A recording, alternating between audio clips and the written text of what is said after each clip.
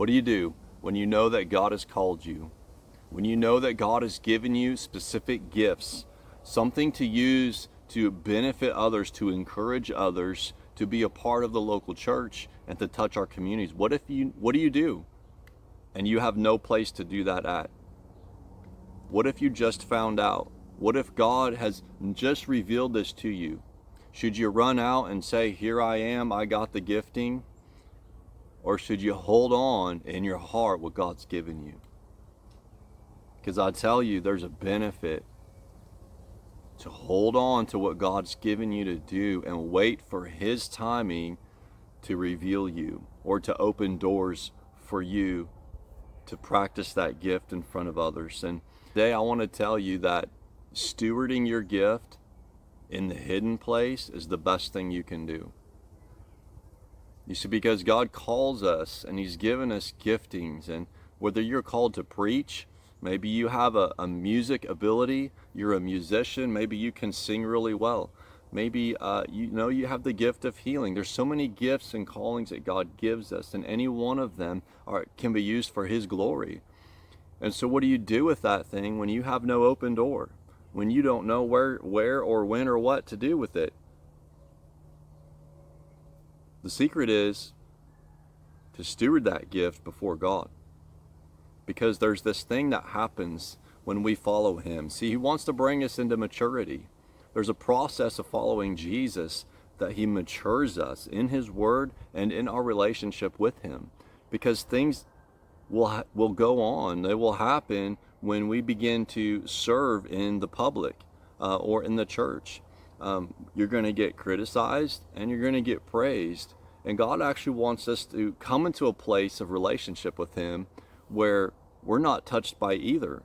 Where if the praise of man comes or the criticism of man comes, we're not rocked or we're not lifted up with pride.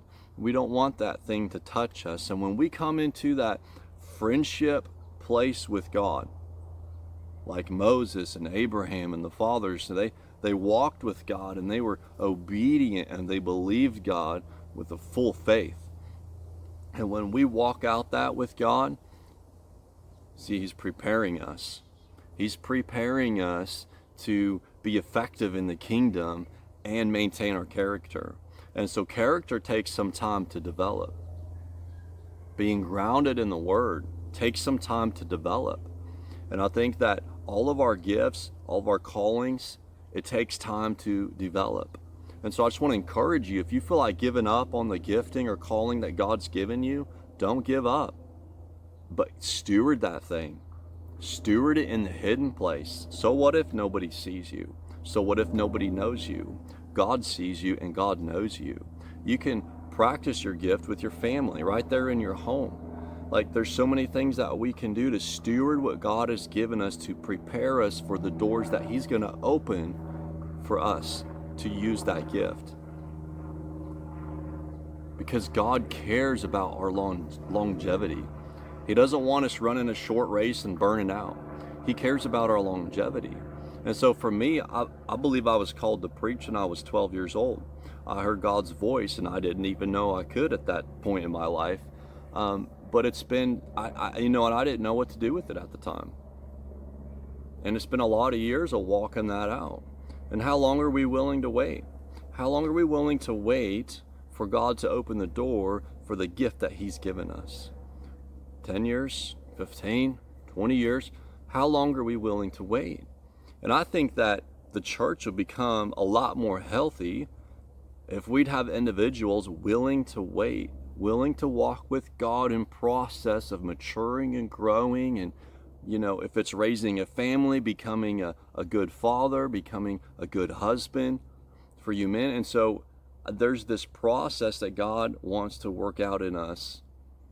And if we were willing to go through that process, I believe we'd see a healthier church. There's too many of us that want to say, I'm gifted, I'm called, I'm going, give me the position. And I think there's been too many people put in position of leadership in the church who just aren't ready. And the Bible is very clear not to put a novice in leadership. And all too often it happens. If we'd be willing to wait, Even if you know you're anointed. You'll see King David, he was anointed young. He'd spent time with God. He was anointed young, but there was an even greater process that God needed to take him through before he became king. So if we were willing to wait and not give up, listen, practice, steward that gift. I don't know how many times in my life that God's been working out like sermons just from being in his word, and I had no place to preach. I had no place to deliver that thing. But God was working out something in me to prepare me to preach his word. And so I want to encourage you today, don't give up on the gifting or calling that God has placed in your heart, but steward it. Don't give up on it. Live before God and see the process that he takes you through. And then you'll see him opening doors for you all of a sudden. And there won't be doors that you're going to have to force open. Any door that you have to force open, you have to keep open on your own effort. It ain't worth it. It'll wear you out, I'm telling you. If we wait on the doors that God opens, his yoke is easy and his burden is light.